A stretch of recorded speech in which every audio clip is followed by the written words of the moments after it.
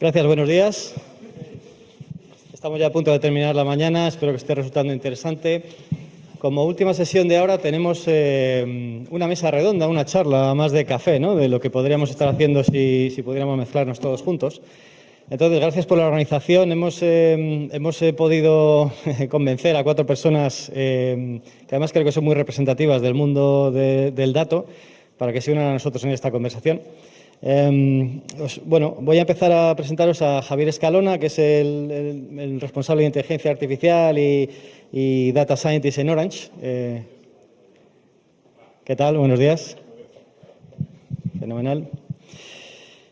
Javier Monjas, que también como CDO trabaja también en el área del sector educativo en la UCM. Encantado, buenos días. Unai Obieta, también CDO, en este caso del Grupo Adecco en España. Buenos días. Y Juan Manuel López, que también como CDO de la CUNEF, sector educativo también. Pues buenos días. Buenos días.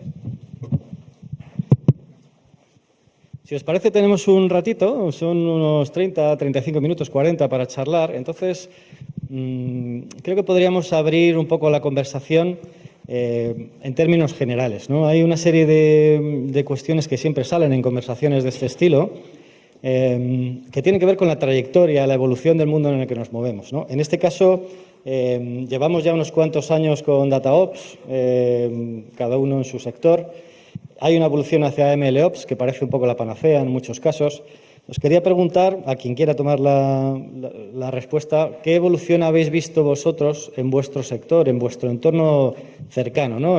Pensad que quien nos esté escuchando, lo que más va a valorar de esto es apreciar las experiencias de otros, ¿no? ¿Qué habéis visto vosotros como evolución? Empiezo si quieres yo, que soy el que va de la evolución más lenta. Yo estoy en el sector educativo y, como le decía antes a James y a mis compis, para nosotros MLOps es un sueño, básicamente. Estamos en DataOps desde hace aproximadamente 2 años y medio. Lo tenemos bien montado. Creemos que lo tenemos bien montado por lo que vamos viendo, por lo que vamos escuchando, lo que nos van comentando. Pero seguimos, hace aproximadamente 1 año empezamos a plantearnos esto y lo tenemos en mente, evidentemente, pero lo vemos como un sueño. Lo vemos como un sueño porque seguimos con los problemas de alimentación de datos al sistema, de personal, de implementación de tecnología, de inversión, con lo cual, pues, efectivamente, yo creo que va a ser un paso fundamental en el desarrollo de cualquier negocio, y cualquier negocio es cualquier negocio. Evidentemente no será la misma escalabilidad en una panadería de barrio que en Orange, eso es evidente, pero para nosotros, desde luego, por lo que tenemos en mente, es un paso necesario prácticamente ahora mismo en cualquier organización de cara a la madurez del negocio. Añadiría también qué significa, ¿no?, para cada uno de vosotros, porque MLOps es un concepto bastante abierto y en este futuro al que se quiere llegar, ¿dónde os veis vosotros? ¿Qué es para vosotros MLOps en este caso? Bueno, es un camino. MLOps es un camino en el que todos queremos llegar a un punto en el que nuestro data scientist le da el botón y esté el modelo en producción, pero es un camino largo en el que yo invito a todos a que se hagan un plan a largo plazo hasta llegar a ese punto de le di el botón y el modelo está en producción. Porque hasta llegar a ese punto, como he dicho antes, el camino es largo y se pueden hacer muchas cosas de mucho valor que son parte del MLOps, pero que a veces las personas no toman en cuenta, y como puede ser, pues, la trazabilidad de los experimentos, el código en Git, los tests, la trazabilidad y la monitorización de los resultados y la monitorización real. Y todas son cosas que se deberían hacer, pequeñas épicas que podríamos hacer, que son pequeñas épicas que forman parte del conjunto que es MLOps. Y aunque todos identificamos el MLOps como darle al botón y que esté el modelo de Machine Learning en producción, todas esas épicas son absolutamente necesarias y tenemos que definir, o invito a todos a que definan el camino para llegar e ir poco a poco haciendo épicas hasta el resultado final de darle al botón. Eso es. Además, son cosas que ya deberíamos estar haciendo ahora mismo, no solamente que tengan que venir automatizadas, ¿no? Por hacerlo más rápido tampoco nos las podemos saltar. Además, aquí entran las personas, entra la definición. Es decir, estás juntando al final el MLOps lo que busca es, oye, lo mismo que hacían los ingenieros de software, decir, oye, en la metodología DevOps, decir, oye, definición, desarrollo y producción, oye, ¿podemos aplicarla al ciclo de vida del dato? O sea, ¿podemos de alguna parte, cómo podemos sacar mejor, cómo podemos de alguna forma generar un conjunto de prácticas que nos ayuden a poder desplegar de forma correcta nuestros modelos? Y al final no son cosas nuevas, son cosas que hemos estado siempre como buenas prácticas que hay que hacer y que hemos ido aprendiendo, pues a veces a golpes y al final lo estás estructurando todo. El seguimiento, joder, pues es que es algo fundamental, como está diciendo Francisco. Todo el tema de metadatos, el tema de gobernanza, es crítico y nos ayuda a que poder dar valor al dato, que realmente no se quede un notebook, que esto se despliegue, que pueda... Y bueno, ese sería mi punto. Esa definición de best practices que estás diciendo, ¿vosotros cómo las hacéis? ¿Las cogéis vosotros de vuestra propia experiencia en vuestro grupo? ¿Tenéis que coordinarlo con la parte de negocio?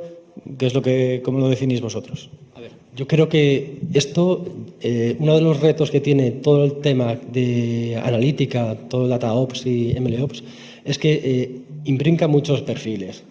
Perfiles de ingenieros de datos, perfiles que se dedican a la parte de engineer, gente que viene de negocio, gente que al final se va a encargar de la parte de despliegue, ¿no? Y al final, poner de acuerdo tantas personas, gente de infraestructura, o sea, que al final es algo que es súper importante. Entonces, poner de acuerdo a tanta gente, perfiles con diferentes visiones y diferentes skills, eso es lo que nos ayuda a tener este marco común. Eso es lo que, desde mi punto de vista, y bueno, vosotros decir... Y al final es un estadio superior a lo que ya se ha estado implementando. Es decir, lo primero es, en una organización que vive de espaldas al dato, es organizar la cultura.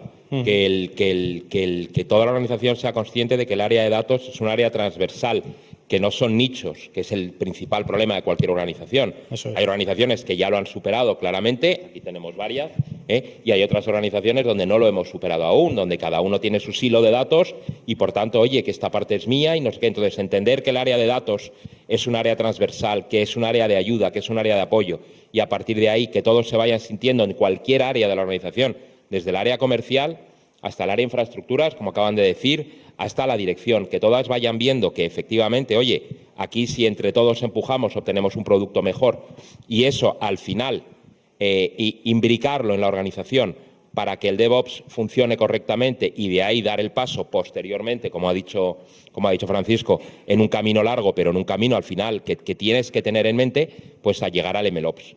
Pero evidentemente lo primero es establecer, o sea, no puedes plantearte un modelo de operaciones de Machine Learning si no tienes la base. O sea, esto es hacer un rascacielos, y hablamos de rascacielos sin establecer los cimientos. Los cimientos son básicos.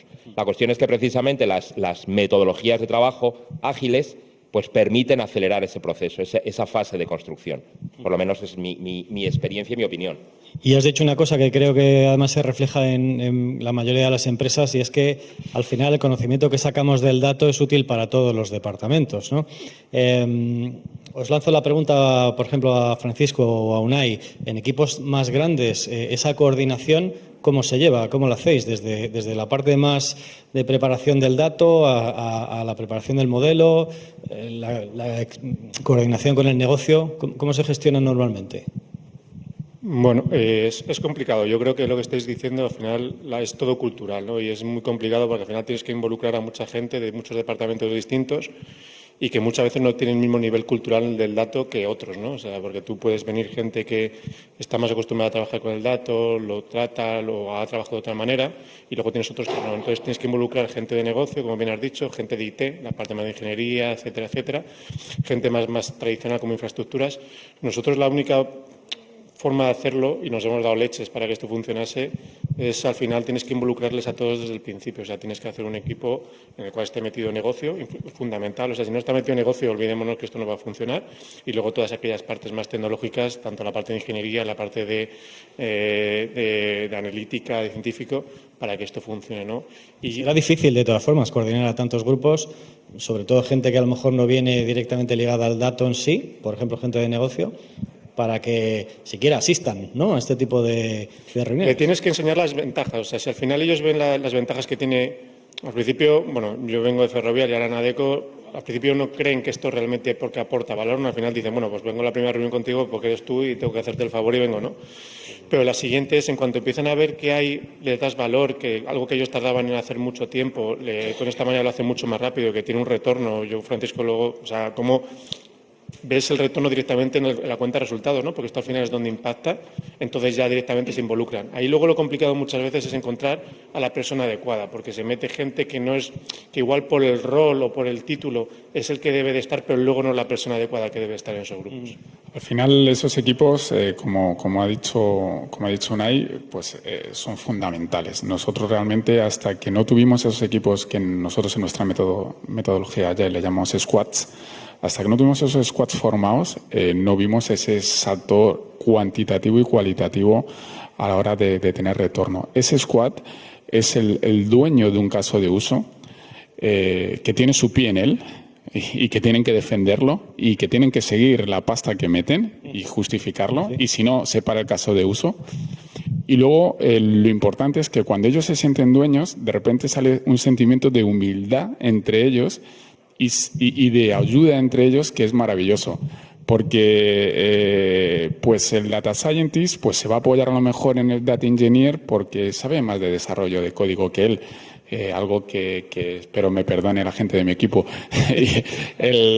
Luego la persona de negocio pues también se va a apoyar en el data scientist, porque es muy importante que la persona de negocio entienda que esto no es magia y qué se puede hacer con Machine Learning y hasta dónde podemos llegar.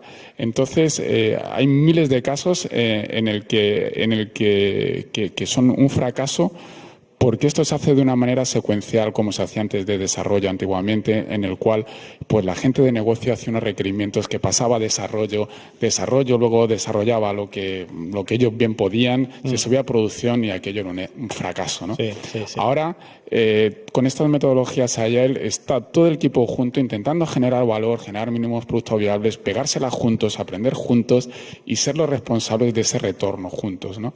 Sí, porque entonces, al final lo que importa es el resultado final, ¿no? El entregable que ya va ligado con toda la preparación previa. A ver, aquí lamento mucho ser políticamente incorrecto, pero aquí lo importante es la pasta.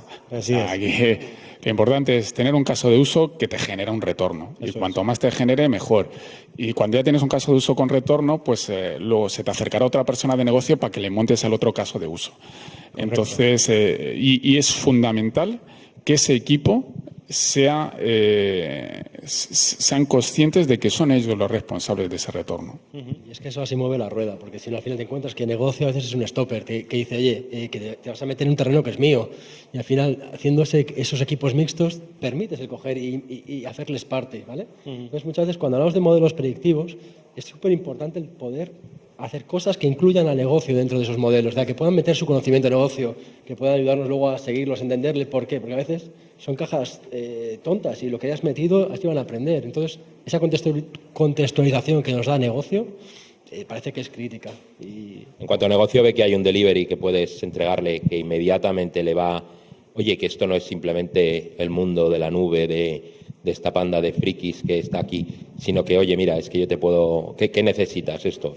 Y esa forma nosotros la hemos utilizado para convencer precisamente a negocio, y negocio hay que hacerles olvidar de que no estás ahí para resolverles sus problemas, sino que se tienen que implicar, pero de primeras ya empiezan a colaborar de una forma distinta. En cuanto ellos ven que que no vas a imponer nada, sino que precisamente lo que necesitas es de su talento, de su conocimiento, para poder generar un valor añadido global a toda la organización. Y que son parcelas, como bien ha dicho a través de los squads, que son parcelas, pero que las parcelas trabajan en común, que son los distintos ladrillos del edificio que estamos construyendo. Y entonces ya sí. Fíjate que el tema de las metodologías ágiles de las que estamos hablando, nosotros lo hemos puesto en práctica a nivel piloto en el ejército, que no puede haber algo más jerárquico y más complicado de poner. Correcto. Sí. Tener a generales, a coroneles, a tenientes y a capitanes juntos trabajando en un proyecto, en un equipo a nivel de prueba, a nivel piloto, y donde no es ordeno y mando y usted cuádrese, sino que han trabajado conjuntamente y han hecho cosas, y eso ha funcionado. Otra cosa es que luego eso se pueda implementar a nivel de toda la organización, sobre todo cuando es tan absolutamente jerárquica como es esa, y que quizá deba serlo. Pero para determinados aspectos, determinadas operaciones, determinados aspectos, sí que puede ser fundamental. Y que las organizaciones tienen que tener claro que ahora mismo se apoyan en los datos o van a morir, ¿sabes? Sí. Entonces, por eso llevo esta camiseta de data o plomo, ¿sabes? Muy chula, porque o te apoyas en los datos y te conviertes en data driven o te van a pasar por la derecha, pero tenlo claro. Y esto quizá además es un signo de la evolución, ¿no? Una cosa es la teoría y otra es lo que nos encontramos en compañeros aquí en España y en las distintas empresas, ¿no?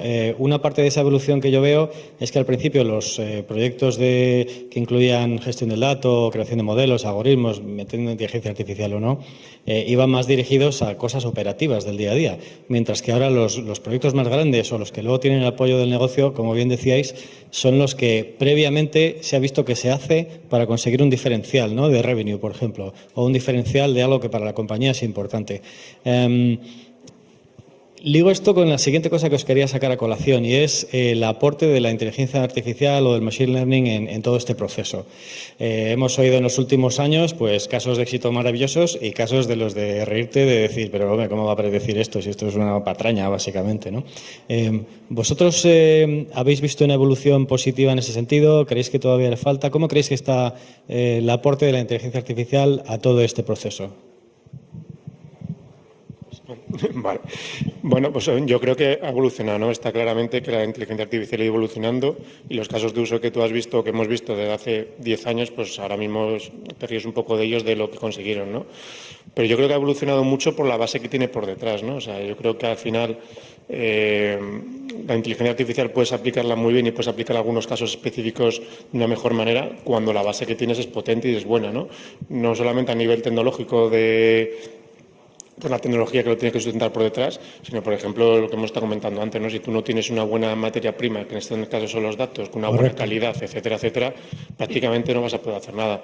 Yo me he encontrado a veces un posible caso de uso muy potente para inteligencia artificial y me he encontrado dos casos que son los más evidentes y los que siempre ocurren, me los acabo de encontrar hace nada.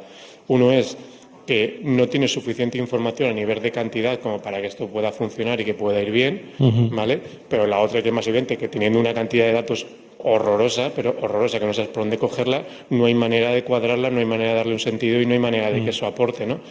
Entonces, muchas veces, un poco también con lo que comentabais antes, toda la parte de inteligencia artificial, de MLOps, etcétera, etcétera, está genial y está muy bien, pero nunca hay que olvidar los basics, ¿no? Que es que, como no tengas bien eso, el resto no vale absolutamente para nada. Y ahí yo creo que hay una pieza fundamental que es el talento. O sea, si hay una parte donde ahora mismo necesitamos para el desarrollo del producto final y para la puesta en valor y la puesta en práctica de todo el caso de uso, es precisamente un equipo muy talentoso, un equipo al menos talentoso. Es decir, que hace falta no estamos hablando de coger un software predefinido que te haga un consultor o que te haga una empresa determinada o meterte en cualquier gigante a utilizar su herramienta, sino que necesitas tener a gente que entienda exactamente cuáles son las relaciones que hay detrás, por qué está haciendo esto, cómo lo está haciendo. Y no solamente que lo entienda, sino que sea capaz de explicarlo. Es decir, que es la doble faceta del científico de datos, en este caso, del ingeniero en un momento dado, la base teórica y la capacidad de trasladarlo al resto de la organización, o al menos, en este caso concreto, a su equipo. Porque es que si no, o sea, no puedes entrar en un sistema de este tipo en plan caja negra. Es absurdo completamente, porque te acaba de decir Unai, porque no vas a entender lo que está pasando y te vas a fiar a pies juntillas como te puedas fiar de una persona que te venga a vender la moto. Yo veo una evolución brutal. Y, por ejemplo, si nos vamos a pequeñas partes, por ejemplo, lenguaje natural, cómo ha evolucionado. O sea, es impresionante lo que hace 2 años hacías con complejísimos pipelines para conseguir una cosa, como ahora de repente llegan los transformers y te cambia todo, ¿no? Y te rompe y ves viendo y diciendo, joder, si es que antes me volvía loco y no conseguía ni la mitad, ¿no? Y vas viendo cómo van evolucionando los modelos. O sea, es un momento fascinante de continuo aprendizaje, de que dices, madre mía, ¿qué estaba haendo antes? O sea, o con los bots, ¿no? O sea, es decir, lo que hay ahora y lo que había hace 4 años, es que no ni se parece, ¿no? O sea, y luego no te hace la pregunta maldita tu jefe, es decir, oye, ¿es el momento de invertir ahora o dentro de 2 años va a haber algo que será mucho mejor? Y dices, vamos a verlo. Entonces, nosotros al final, para esa pregunta, que es una pregunta maldita, porque evidentemente esto va a evolucionar, al final todo lo hacemos con un modelo de negocio. O sea, es el momento es el momento de invertir ahora, pues es el momento de invertir ahora si conseguimos tener un retorno ahora. Si el retorno que lo esperas a 4 años, a lo mejor no. No, pero sí que es cierto que es apasionante el ver cómo esto evoluciona. Y de hecho, evoluciona, el mismo MLOps evoluciona. Hace 2 años, pues nadie hablaba de MLOps. Y hacíamos nuestras mejores prácticas y tal, y cada uno lo hacía, pues las best practices. Y ahora, pues todo eso está, la mayor parte de eso está englobado dentro de ese paraguas que es el MLOps y que no existía hace 2 años, ¿no? Combinando cosas que habéis dicho todos, bueno, la conclusión que saco de esto es que además tampoco es todo o nada. Es decir, invertimos ahora y automatizamos todo. Es decir, estas nuevas tecnologías que tenemos ahora son el Terminator de los data scientists. No, en realidad no, ¿no? O sea, son herramientas, ¿no?, que alguien puede utilizar de los distintos fabricantes que hay en el mercado, por supuesto, para aportar, bueno, pues sea automatización o sea un mayor conocimiento, ¿no? En ese sentido, ¿vosotros veis que nuestro mundo humano, me refiero a la gente, está preparada o más preparada que antes para incorporar estas nuevas tecnologías, o notáis un rechazo a la hora de, digamos, que me automaticen el trabajo? La respuesta corta es no estamos preparados. Siguiente pregunta.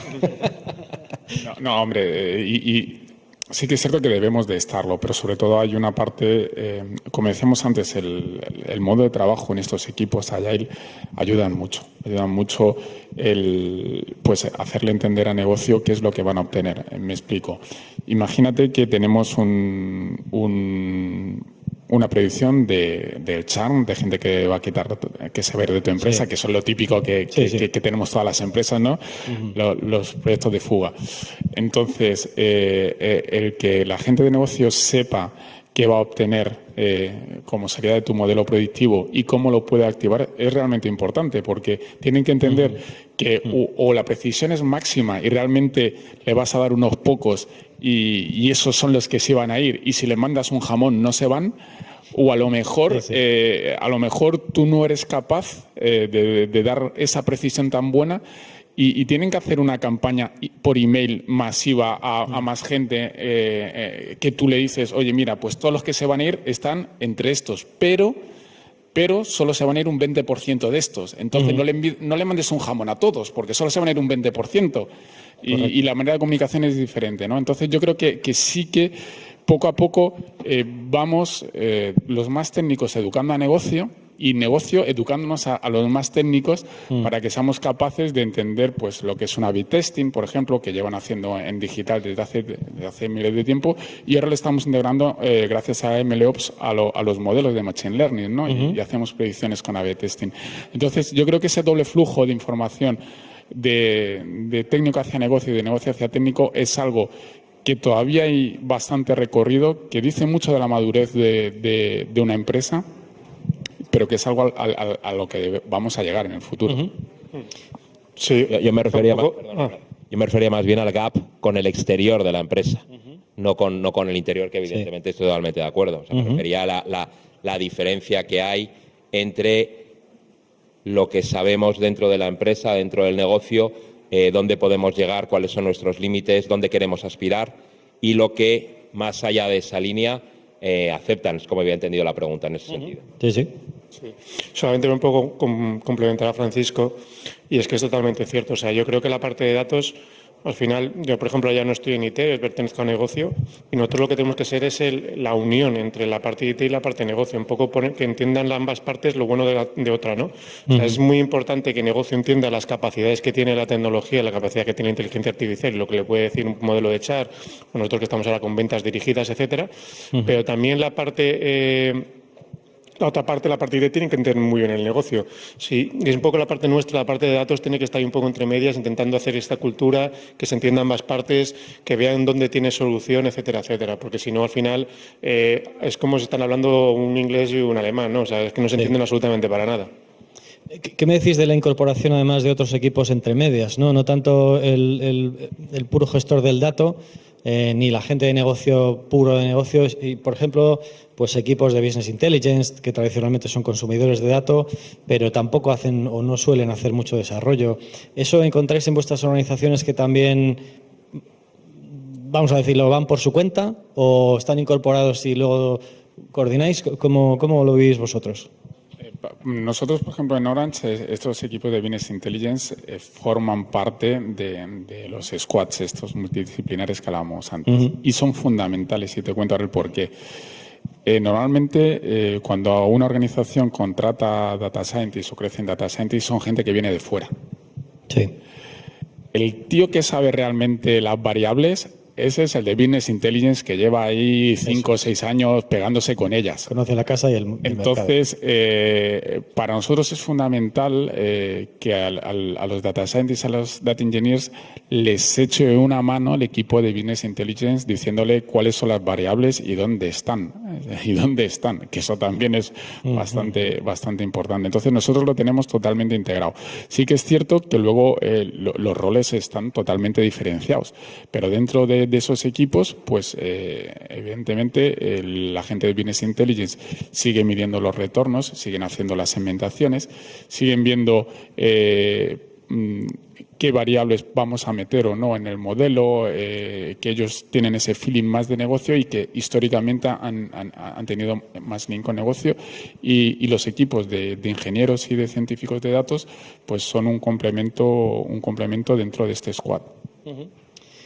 Y se van integrando, ¿no? O sea, al final y van buscando especializaciones. Hay gente de Business Intelligence que al final acaba haciendo reportings o que acaba un poquito más en la parte de extracción de datos, que complementa el proceso, que al final son muchas partes, que creo que son fundamentales. Yo creo que también depende mucho del tamaño de la organización. Es decir, ahora se puede plantear efectivamente tener toda una flotilla de distintos tamaños de tal, pero nosotros, por ejemplo, éramos tres en el mejor momento. Entonces, para todo, o sea, ¿qué hay que hacer? Sí. Pues se hace. Y se hacen los reportings, se hace la parte de Business Intelligence, se hace la parte de preparación de toda la parte de data, se hace la comunicación, o se prepara el equipo de comunicación para que la dé. Todo va a depender un poco al final de la capacidad que tenga la infraestructura física de talento, de personas que tenga la organización.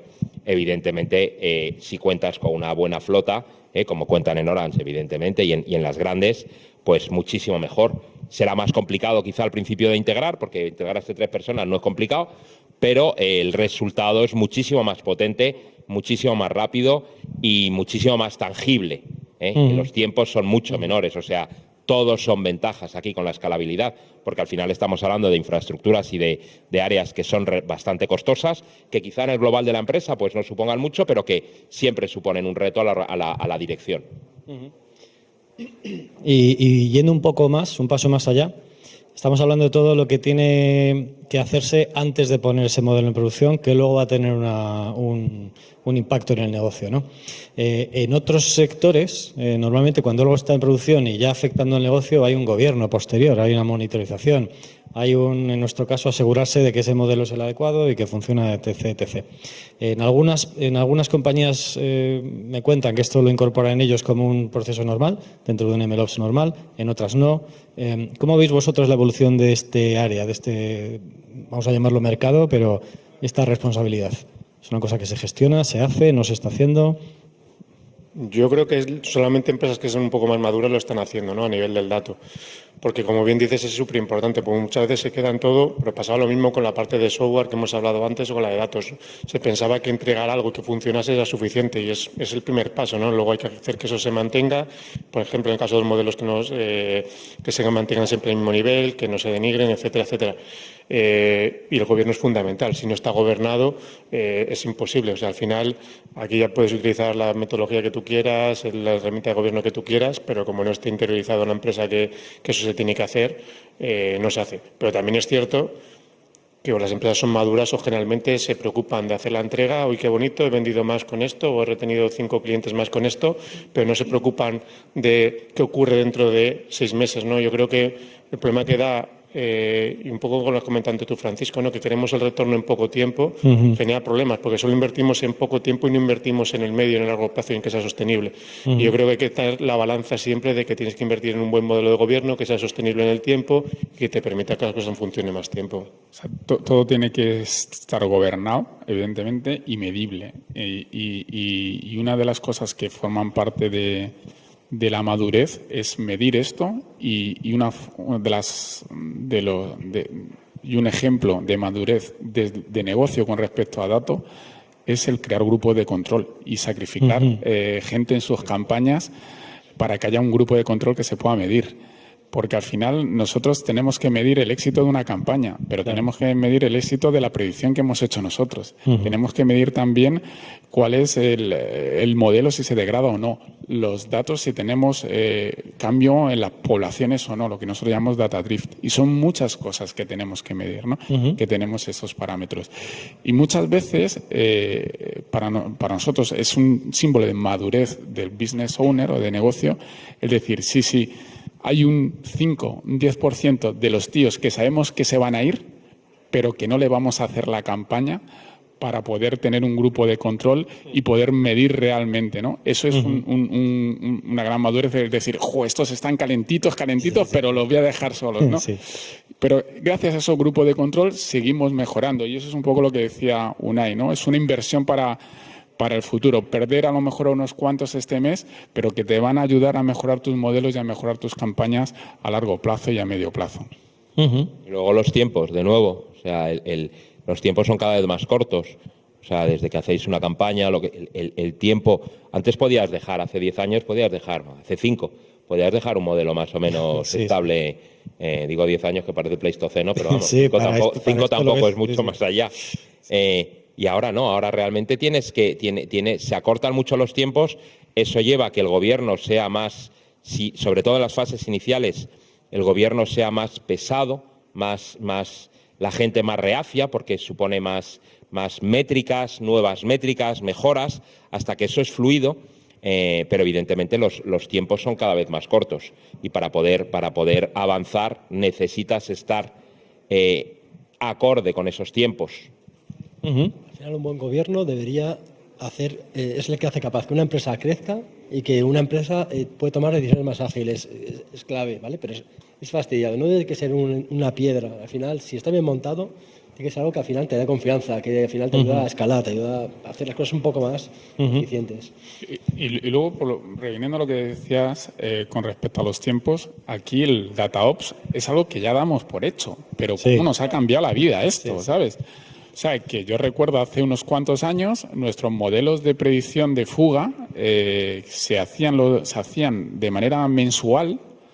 O sea, tú el 1 del mes ya le decías todos los que se van a fugar eso porque solo se corría una vez al mes y con datos de 3 meses antes. Sí. Ahora nosotros todos los días se le manda al call center la gente que se va a ir con datos del día de antes, o sea, y todas las noches lo hacemos. Y eso es gracias al DataOps, que no hemos hablado, ¿no? Y esto, claro, ha hecho que mejore todo muchísimo, porque claro, te puedes imaginar las retenciones con modelos de datos de 3 meses y predicciones a un mes, pues daban muy bien, ¿eh? Daban muy bien. O sea, daban muy bien, pero ahora va mejor. Si no sabía lo que había antes, desde luego. La cuestión es precisamente por qué se hace esto ahora, porque si no lo haces tú, lo va a estar haciendo otro de la competencia que sí va a tener ese dato preferencial, ¿no?, frente a ti. Voy a aprovechar estos últimos minutos y como siempre suele haber una serie de tomas falsas, vamos a convertir la toma falsa en tomas falsas que hayáis tenido vosotros previamente. Quizá para poder ayudar a la gente que nos esté escuchando, para que puedan sacar algo de experiencias negativas que hayáis tenido vosotros. Si alguno queréis compartir algún ejemplo de, oye, pues mira, a mí me pasó esto, hicimos tal o cual, o consejos para gente que esté ahora precisamente en este proceso, en esta evolución, ¿no? Pues yo empiezo, hablando de cagadas, pues empiezo Sí, bien. Para nosotros la mayor es el que los científicos y la gente de negocio no hablen y no sepan cómo se va a accionar. Entonces, nos han pasado cosas desde accionar, desde realizar un modelo que luego no es accionable porque se tiene que cambiar un contrato con un proveedor, Y dices, pues esto es fenomenal, pero no puedo cambiar el contrato, pues no es accionable. Hasta cosas como he dicho antes, ¿no? En temas de predicción, que la gente tiene que saber pues los resultados que le vas a dar. Tú tienes que saber cómo se va a accionar la campaña, que no es lo mismo una campaña de emailing que es barata y que bueno, puedes tener menor precisión siempre que no satures a tus propios clientes, a una campaña que con acciones caras. Y si es una campaña acción cara, ojo, no te confundas. Sí. Y eso es importante, y es importante que lo sepa el data scientist y que lo sepa expresar el de negocio, ¿no? Porque, es decir, dime los 100 que se van a ir el mes que viene. Es muy fácil decirle eso. Dime los 100 con más propensiones el mes que viene. Pero según cómo lo vayas a accionar, tendrás que hacer tu modelo de una manera u otra. Está claro, sí, sí. Sí, nosotros, por ejemplo, y lo hemos comentado antes, aparte de que hablen mucho toda la gente, o sea, los squads, que esté toda la gente involucrada, para mí es fundamental encontrar la persona adecuada, porque a nosotros ya nos ha pasado de definir modelo, estaba gente de negocio metida, y tú defines el modelo con su experiencia, con que hay que tener en cuenta estas variables son las importantes, lo vas a poner en producción y te das cuenta que no funciona correctamente. Y te hablas con otras personas de negocio y te das cuenta de que ellos realmente son los que sabían lo que funcionaba y lo que no. Y lo que habías hecho, pues has tirado durante 2 meses de trabajo porque realmente lo tienes que volver a codificar otra vez, a reentrenarlo, etcétera, porque no has hablado con las personas adecuadas. Muchas veces en las empresas, sobre todo cuando son grandes, está el título de la persona, que este es el responsable de no sé qué, no sé cuánto, pero generalmente hay que bajarse mucho más al barro, hay que bajarse al que está en el día a día, el que está en contacto con el cliente final, que es el que te dice exactamente cuáles son las variables que funcionan. O aquellas que tienen cosas, es decir, para mí la definición es clave, es decir, la definición hay que ser un talibán, hay que definirla, pero vamos, como si fuera un contrato legal, eso, básicamente, Sí. porque eso es fundamental, ¿no? Población, la target, pero luego los datos tienen memoria, ¿no? Entonces, a lo mejor el modelo está percibiendo una cosa que viene de que ha habido una campaña que por lo que sea han tirado los precios en una parte y de repente salen variables, la provincia es muy significativa, no sé qué.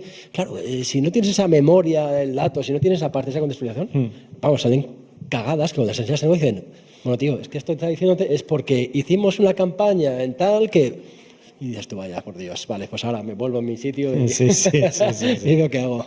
Pero por eso es importantísimo que haya equipos y que tengan esa memoria del dato, esa parte, ya hablaba antes, pues, de business intelligence, de tal. Muy bien, muy bien.